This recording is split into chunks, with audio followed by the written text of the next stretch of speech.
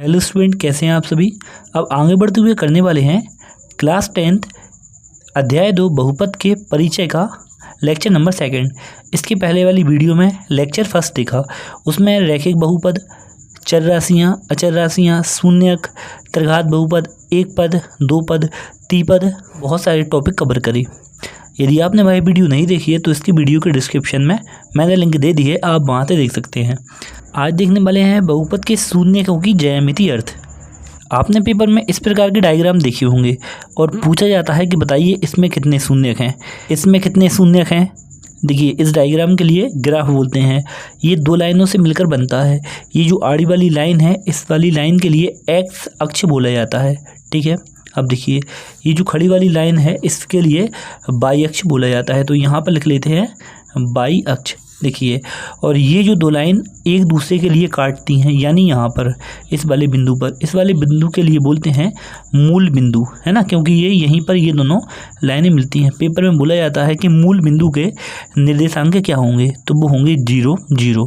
Paper में शून्यक पूछे जाते हैं, जैसे यहाँ पर लिखा होगा y बराबर px। देखिए, जो भी यहाँ पर ब्रैकेट में लिखा होता है उसके शून्यक पूछे जाते हैं। y बराबर px यानी अपन के लिए x लाइन के शून्यक बताना है। देखिए, यहाँ पर थोड़ा रफ में देखते हैं। देखिए, ये हो जाएगी x वाली लाइन और ये हो जाएगी y वाली लाइन। जब x वाली पूछा है तो ये देखना है कि x वाली लाइन कितनी बार कटी है, यानी ये वाली लाइन।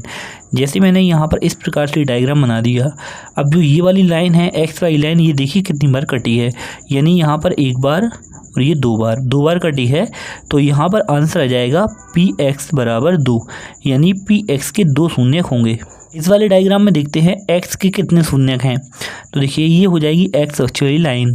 देखिए, यहाँ पर एक बार काटा, फिर ये 2 बार और यहाँ पर 3 बार, यानी इस वाले डायग्राम के 3 शून्यक होंगे। तो यहाँ पर लिख देंगे 3 शून्यक। ठीक है, इस वाले ग्राफ में कितने शून्यक होंगे। देखिए, ये एक्स अक्ष वाली लाइन है और ये वाई अक्ष वाली लाइन है। अब आप देखेंगे कि ये लाइन काट रही है वाई वाली लाइन के लिए, लेकिन एक्स वाली लाइन के लिए एक भी बार नहीं काटा। तो यहाँ पर लिख देंगे कि शून्यक की जो संख्या है वो हो जाएगी 0। अपन के लिए ये देखना है कि एक्स वाली लाइन कितनी बार कटी है। तो यहाँ पर एक्स वाली लाइन तो बिल्कुल नहीं कटी है, वाई वाली लाइन कटी है। यदि अपन से वाई वाले शून्यक पूछते तो शून्यक की संख्या 1 हो जाती। ठीक है, लेकिन यहाँ पर x वाले शून्यक पूछे गए थे तो x वाले शून्यक 0 होंगे। इस वाले ग्राफ में कितने शून्यक होंगे x अक्ष के। देखिए, x अक्ष वाली लाइन यहाँ पर एक बार कटी है और एक बार यहाँ कटी है, यानी आंसर आएगा 2 शून्यक। इस वाली लाइन में y के कितने शून्यक होंगे। तो देखिए, यहाँ पर जो y वाली लाइन है ये एक बार कटी हुई है, तो यहाँ पर आएगा 1 शून्यक। इस वाले ग्राफ में x के कितने शून्यक होंगे और y के कितने होंगे, दोनों के पूछा है। देखिए, x में एक भी नहीं है तो शून्यक की संख्या हो जाएगी 0, यानी जो px की जो शून्यक होंगे वो हो जाएंगे 0। यहाँ पर py लिखते हैं। अब देखिए, y वाली लाइन है वो भी नहीं कटी है तो उसका भी आंसर हो जाएगा 0। इस वाले ग्राफ में x अक्ष के कितने शून्यक होंगे। देखिए, x अक्ष वाली लाइन यहाँ पर 1, यहाँ पर 2, 3, 4, 5, यानी आंसर आएगा 5, है ना। शून्यक की संख्या बराबर आएगा 5। इस वाले ग्राफ में x अक्ष कितने शून्यक होंगे 0, क्योंकि x अक्ष वाली लाइन एक भी बार नहीं कटी है। लेकिन y वाली लाइन पूछते तो y वाली लाइन एक बार कटी है, तो y अक्ष के शून्यक 1 होंगे। आगे बढ़ते हुए एक नया टॉपिक देखने वाले हैं, द्विघात समीकरण। पेपर में बोला जाता है कि द्विघात समीकरण का मानक रूप बताइए। तो द्विघात समीकरण के मानक रूप हो जाएगा ax² plus bx plus c बराबर 0।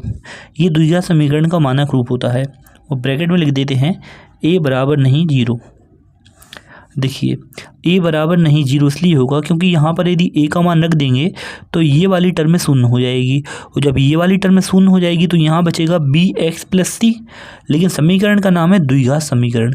द्विघात समीकरण मैंने आपके लिए बताया था, यानी सबसे अधिकतम घात 2 होना चाहिए, और यहाँ पर 2 घात है ही नहीं, खत्म हो गई क्योंकि आपने a का मान 0 रख दिया, इसलिए बोला जाता है a बराबर नहीं 0। इसके पहले वाली वीडियो में मैंने आपके लिए बताया था शून्यक, यानी x का ऐसा मान जिसे यदि बहुपद में रख दिया जाए तो बहुपद पूरा शून्य हो जाता है। देखिए, यदि आपके लिए द्विघात समीकरण दिया गया है, ठीक है ना, यहाँ पर देखिए, यदि आपके लिए कोई भी द्विघात समीकरण दिया है, जैसे दिया है x² प्लस 7x प्लस 10। ये आपके लिए द्विघात समीकरण दिया है और आपसे बोला कि इसके कितने शून्यक होंगे। तो आपके लिए सबसे पहले उस समीकरण में सबसे अधिकतम घात देखना है। इसमें अधिकतम घात 2 है ना, तो इसके जो शून्यक आएंगे ना, जब निकालेंगे अपन, आगे सवाल आने वाले हैं, तो इसके शून्यक आएंगे 2 घात होगी तो शून्यक 2 आएंगे, यानी x के 2 मान आएंगे इस सवाल में। देखिए जैसे आपके लिए त्रिघात समीकरण दिया गया है, त्रिघात यानी सबसे जो बड़ी घात होगी वो होगी 3 की घात। जैसे यहाँ पर दिया है x³ plus 2x² plus 5x plus 8। आपके लिए ये समीकरण दिया गया है, ये मैंने मन से माना हुआ है। और आपसे पूछ लिया जाएगा पेपर में कि इसमें कितने शून्यक होंगे या फिर शून्यकों की संख्या बताइए, तो इसमें शून्यकों की संख्या 3 होगी, क्योंकि इस समीकरण में सबसे अधिकतम घात कितनी है, 3 है। जब अधिकतम घात 3 है तो इस बहुपद में जो शून्यकों की संख्या वो 3 होगी। यदि आपके लिए रैखिक समीकरण दिया गया है, ये मैंने सब आपके लिए बताया है इसके पहले वाली वीडियो में, रैखिक समीकरण, द्विघात, त्रिघात, सब कुछ। यहाँ पर दिया है 2x प्लस 5। अब देखिए यहाँ पर पूछ लिया शून्य की संख्या क्या होगी, तो देखिए यहाँ पर सबसे ज़्यादा जो चर की घात, चर यानी x की घात यदि को यहाँ पर कुछ नहीं है, मतलब एक घात है, ठीक है ना, कोई घात नहीं है, वहाँ पर एक घात होती है, ये बताया था। तो यहाँ पर बहुपद की संख्या कुल 1 होगी, क्योंकि अधिकतम घात 1 है तो बहुपद में शून्य की संख्या वो 1 होगी। अब आगे बढ़ते हुए नया टॉपिक डिस्कस करने वाले हैं, द्विघात समीकरण के शून्यकों में संबंध। देखिए आपके लिए प्रश्नावली 2.2 में पहले वाले क्वेश्चन में ही पूछा जाता है कि शून्यक निकालिए और शून्यकों में संबंध ज्ञात कीजिए। देखिए यहाँ पर 2 संबंध होते हैं। पहला वाला संबंध होता है अल्फा प्लस बीटा बराबर होगा -b/a। ये क्या है आपके लिए पहले बता देते हैं। देखिए आपके लिए कोई भी द्विघात समीकरण दिया गया है, जैसे इसके पहले लिया गया था x² प्लस 7x प्लस 10। देखिए पहले इसके शून्यक निकालते हैं, फिर आपको समझाते हैं। देखिए इसके शून्यक निकालते हैं, x² के बाजू में कोई भी नंबर नहीं है, यानी वहाँ पर 1 मान लेते हैं। कोई भी नंबर नहीं है तो वहाँ पर 1 मान लेते हैं। अब 1 का गुणा करेंगे 10 में, ठीक है, लास्ट वाइज नंबर में करना है। यहाँ पर कोई भी नंबर हो, यहाँ पर 10, 12, 14 कोई भी नंबर हो, इसका नंबर का गुणा लास्ट वाले नंबर से करना है। तो अपन ने 1 का 10 में गुणा करा, 1 का 10 में गुणा करा तो आया अपना 10, ठीक है ना। देखिए इसका मतलब ये है यानी बीच वाले नंबर को ऐसे 2 नंबर में तोड़ना है, कोई भी 2 नंबर ऐसे 2 नंबर में तोड़ना है कि जिनका गुणा करें तो 10 आ जाए, ठीक है।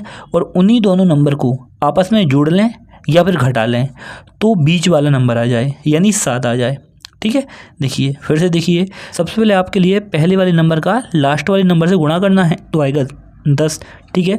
इसका मतलब ये है अब बीच वाले नंबर को ऐसे 2 भागों में तोड़ना है कि उनका गुणा करें 10 आ जाए, और जो 2 नंबर में तोड़ा है उन दोनों को आपस में जोड़ दें तो बीच वाला नंबर, जोड़ने पर बीच वाला नंबर, और उन्हीं दोनों नंबर को या अपन घटाएं या जोड़ें या घटाएं तो बीच वाला नंबर आना चाहिए। नंबर कैसे पता चलेंगे, जो भी आपको गुणा करने पर आया है उसके आप गुणनखंड लें। देखिए जैसे 10 आया ना, 10 के गुणनखंड लें, 2 से दें तो 2 पंजी 10, फिर जाएगा 5 से, हो जाएगा 5 से कम 5, यानी 2 नंबर आए 2 और 5। देखिए 2 और 5 का गुणा करें तो 10 आएगा, 5 गुणा 2 आया 10, और यदि आप 5 के लिए और 2 के लिए जोड़ेंगे तो हो जाएगा 7। काम बन गया ना, काम बन गया। अब देखिए यहाँ पर आगे करेंगे, देखिए x² प्लस का साइन है तो प्लस का साइन आएगा। जैसे अपन तोड़ रहे हैं 5 में और 2 में, ठीक है ना, तो आपके लिए सबसे पहले यहाँ पर वो वाला नंबर लिखना है जो इन दोनों में से बड़ा है। जैसे बड़ा 5 है ना, तो यहाँ पर आएगा 5।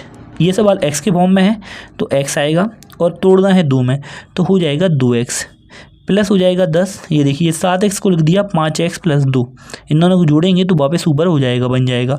अब इन दोनों में से कॉमन लेना है, इन दोनों में से कॉमन आएगा x, कॉमन आएगा यानी जो यहाँ पर ना हो और जो यहाँ पर हो, इन दोनों में सेम होना चाहिए, वही अपन आगे ले लेते हैं। यहाँ पर 2x थे यानी x पे 2 घात थी, तो एक x बाहर ले लिया तो बचा x, फिर आएगा साइन प्लस का, ये वाला x बाहर चला गया तो यहाँ पर बचेगा कुल 5। अब देखिए इन दोनों में से क्या कॉमन आ रहा है, इन दोनों में से 2 कॉमन दिख रहा होगा, क्योंकि यहाँ पर बचेगा x, क्योंकि 2 पहुँच गया बाहर। अब 2 के पहाड़ी में 10 कितनी बार में आएगा, 5 बार में, 2 पंजे 10, ये हो गया। अब देखें एक ये और ये एक ये, दोनों अब सेम है, जब दोनों सेम है तो एक बार लिख लेंगे, तो देखिए x प्लस 5 एक बार लिख लिया। देखिए यहाँ से नया वाला बनेगा, यानी जो स्टार्ट वाला और जो बीच वाला, इन दोनों को लिखेंगे x प्लस 2, यदि आपके लिए समझ में आ रहा है तो वीडियो को लाइक करें। अब दोनों के बराबर में 0 रखेंगे तो x + 5 = 0 और x + 2 = 0। प्लस का 5 है, पक्षांतर होगा माइनस में होगा तो x बराबर आएगा -5 और यहाँ पर प्लस का 2 है वो हो जाएगा माइनस का, तो x बराबर -2। देखिए ये आ गए 2 x के मान। अब देखिए मैं आपके लिए ये बताना चाह रहा था कि जो x के 2 मान आए हैं इन्हीं को बोलते हैं शून्यक। ये पहला वाला शून्यक, ये दूसरा वाला शून्यक, यानी जो ये आया है पहला वाला शून्यक ये है अल्फा का मान, अल्फा का मान -5 आ गया। और ये दूसरा वाला शून्यक है ये है बीटा का मान, इसके लिए बीटा बोलते हैं। याद रखें बी ही बनता है, थोड़ा सा नीचे तक डंडी आगे बढ़ी रहती है, ये हो जाएगा बीटा का मान -2। ठीक है ना। अब आपको ऊपर का समझ में आ गया होगा पहला वाला संबंध, अल्फा + बीटा बराबर -b/a। ठीक है ना। देखिए ये जो अल्फा और बीटा के मान आए हैं ना, इनमें से किसी एक मान के लिए यदि आप इस वाले समीकरण में रख देंगे ना तो ये शून्य हो जाएगा। चलिए रख के देखते हैं, आपको विश्वास नहीं हो रहा होगा। देखिए रख देते हैं, यहाँ पर जांच हेडिंग डालेंगे। देखिए x², देखिए सबसे पहले ये वाला मान रख के देख लेते हैं, फिर ये वाला आप स्वयं रख के देखें। x अल्फा, देखिए अल्फा का मान -5 आया तो चलिए -5 रखते हैं x की जगह पर। x² मतलब -5 का स्क्वायर प्लस ये दोनों मल्टीप्लाई में है, x का मान -5 प्लस 10, -5 का स्क्वायर करेंगे तो 25 होगा, प्लस और माइनस माइनस, 7 पन्ना 35 प्लस 10। देखिए अब 10 और 25 जुड़ जाएंगे तो हो जाएगा 35 और ये माइनस का 35 है, ये दोनों कट जाएंगे तो आ गया 0, हो गया ना शून्यक। ऐसे अपन के लिए ये वाला मान आप रख के देखेंगे तो ये शून्यक हो जाएगा, यानी 2 घात होगी ना तो समीकरण के 2 शून्यक आएंगे। अभी निकाल के बताए। देखिए अब अल्फा + बीटा बराबर होता है -b/a। अल्फा और बीटा के मान आपको समझ में आ गए होंगे, लेकिन जो b और a जो रहता है देखिए वो मान कहाँ से आते हैं। देखिए जो अपन के लिए समीकरण दिया रहता है ना क्वेश्चन में, इसके लिए थोड़ा अलग लिख के समझा देते हैं। देखिए जो अपन के लिए समीकरण लिखा रहता है इसकी अपन तुलना करते हैं द्विघात समीकरण यानी ax² + bx + c = 0 से। देखिए जो x² के बाजू में रहता है वो a का मान रहता है। जैसे अपने सवाल में x² के बाजू में कोई भी नहीं था ना तो वहाँ पर 1 मान लेते हैं, अभी हाल बताया था, तो यहाँ पर a का मान 1 आएगा, समझ में आ गया होगा। देखिए जो कुल x के बाजू में होगा ना वो b का मान होगा, यानी अपने सवाल में x के बाजू में 7 है तो b का मान 7 होगा। जो अचर संख्या है c मतलब कोई भी अचर नंबर है, देखिए वो अचर नंबर कितना है 10 है तो c का मान 10 हो जाएगा। जो सिंगल संख्या है वो c का मान होती है।